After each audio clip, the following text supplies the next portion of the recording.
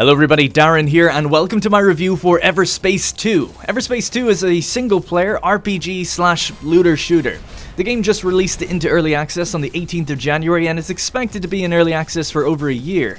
As of right now, the early access is really polished and has about the first 12 hours of story included, and about 20 hours of playtime in total before the content will just sort of run out.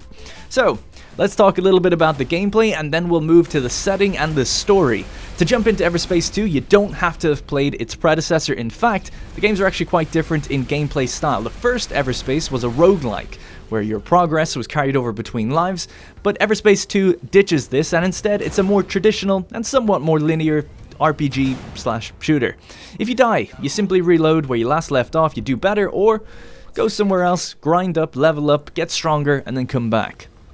The flight controls and combat are both generally quite arcadey. This isn't Star Citizen in terms of the realism aspect, and it's really not trying to be. You never get out of your ship, for instance. Instead, ships control much more similar to something like No Man's Sky, but there's much more depth in your gear, weaponry, consumables, and special ultimate weapons too. Now, I'm a big fan of realism and making things a bit more hardcore in that regard, and I kind of would like to see it do that a little bit, but at the same time, it still felt really similar to something like a twin-stick shooter, but with beautiful and expansive environments. The gameplay just feels very tight, very smooth, and very deliberate in how you move. You can see as well from the footage, I used a controller while playing, but mouse and key support is very, very good, with pretty much everything being rebindable.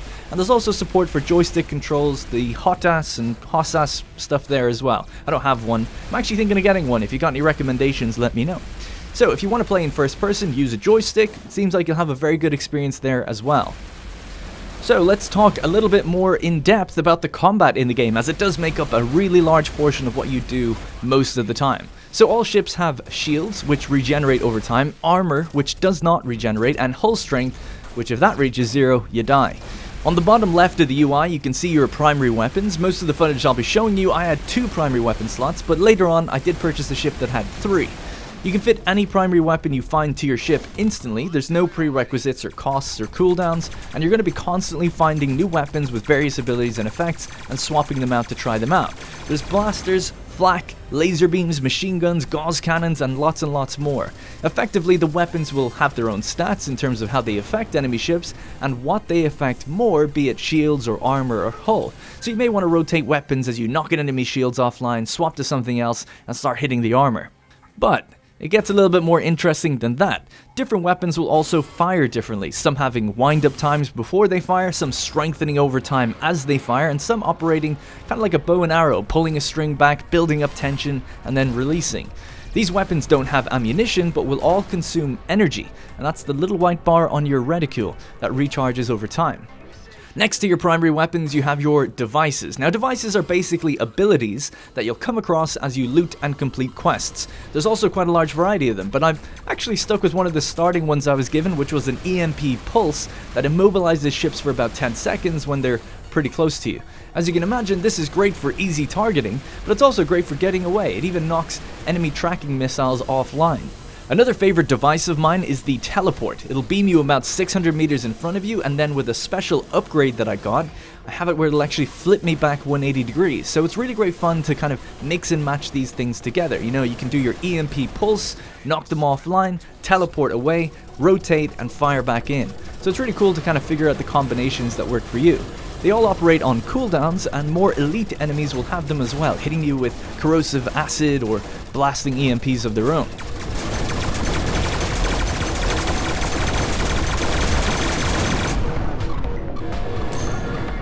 Finally, on the right side of the UI, we have consumables and secondary weapons. Now, consumables, as the name suggests, are consumed after you use them.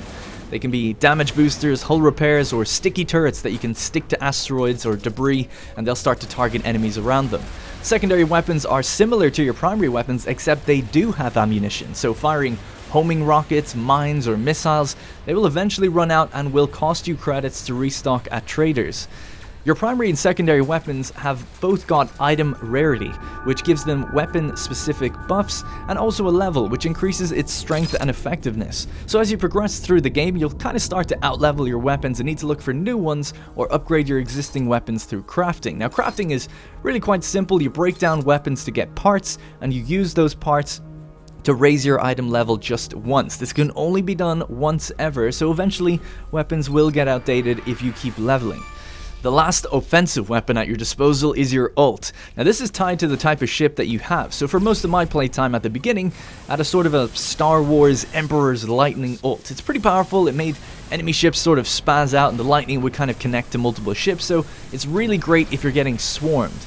With my second ship, the ult activated a little turret that was on top, which was super accurate, had a really high fire rate, and it just felt awesome to use. I noticed as well with the second ship, it was a lot more slow to turn, much more bulky, but it came with way more firepower, with an extra primary weapon slot and just more guns in general. It meant that I was firing 4 lasers instead of 2, and the wind-up times for gauze cannons were much faster. So there is a real difference in the ships and their capabilities and how a weapon on one might be way better on another. Now, when it comes to the enemies that you're going to be facing off against, there's a decent amount of variety, but after about 10 hours, it started to get a bit repetitive. Though, with the leveling system, it was still challenging facing off against 10 or more ships. You've effectively got small drones that pester you, standard light and heavy enemies, then special types like sniper drones, webbers which kind of hold you in place, homing missile enemies, suicide detonators, and some trickier vipers which are faster and more lethal. You'll also come across defense turrets, missile silos, and turrets that lob explosives back at you. Occasionally, you might also fight against a destroyer, these large ships that have several turrets on them, and also spawn multiple enemies in waves to defend it.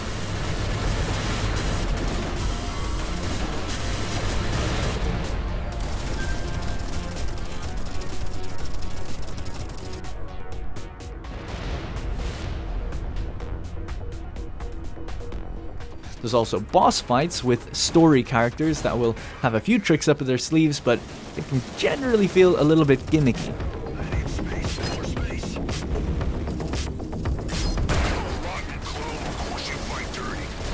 I think enemy types is an area that could definitely use an improvement because of the vast amount of weaponry. It'd be nice to see the AI use some of it against you more often. I'd like to see enemies throw mines, missiles, use flak, gauze cannons a bit more, just to make you think differently and also use the environment to take cover more often. It would also be nice just to see some bigger battles where 2 destroyers are fighting against each other. Maybe you've got to protect one, something like that. Just a bit more variety in terms of what you do when you're fighting enemies would be good. Overall though, like I said near the beginning, it still feels like a really solid twin-stick shooter, and that's not because I played it on a controller. It's like one of those top-down arcade games. You have this good variety in weapons, special abilities, and really precise controls, but here, you just have all of that in a big 3D environment. Even though, towards the end, enemy types were getting a bit repetitive, I still was always having fun creating my loadouts and seeing what new weapons had to offer. So, what do you do when you're not in combat? Well, EVERSPACE 2 has a lot of missions actually that involve searching through debris and solving small puzzles, which kind of lets you slow down and really gets immersed in exploring your environment. There's quests where you need to find power sources, realign dishes, find missing ships, detonate asteroids, clear minefields, avoid lasers, maybe even go for a race, and many more.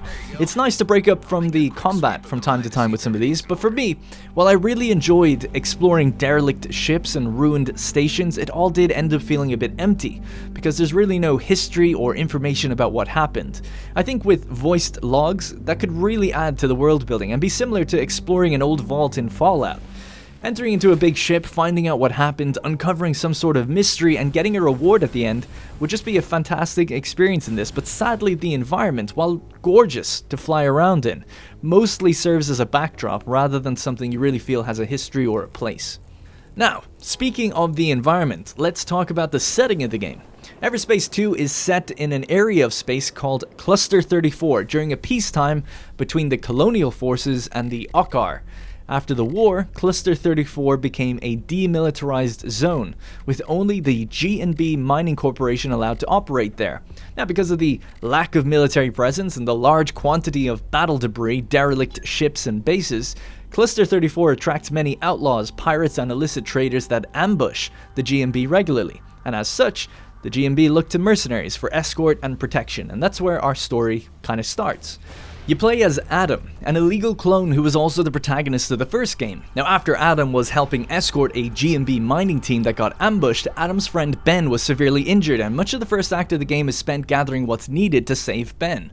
The characters you meet along the way, like Dax and Delia, have their own upgrade trees where they require resources and cash to give you different benefits.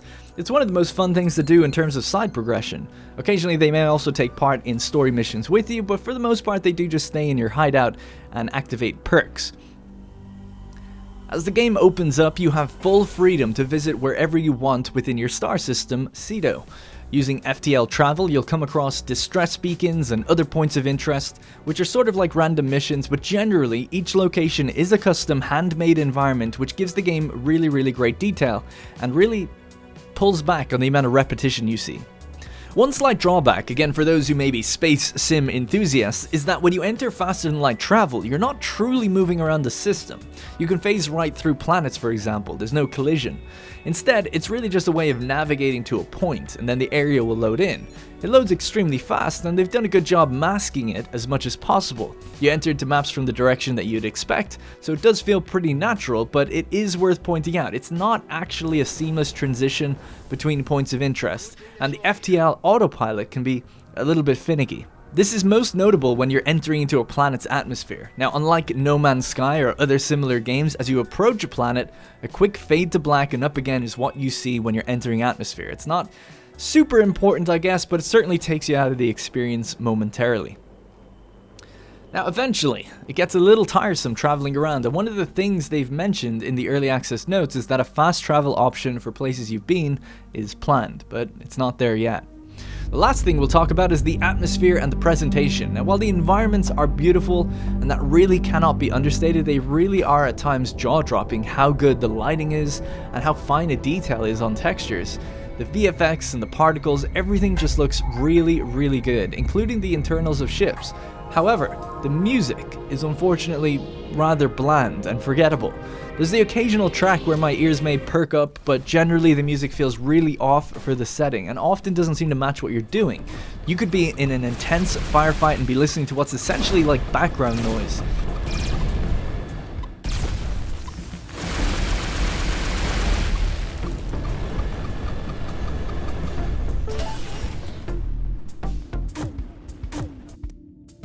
The ambient music for when you're just exploring, while it's totally fine, doesn't really have a memorable theme, so it's ultimately just a bit disappointing.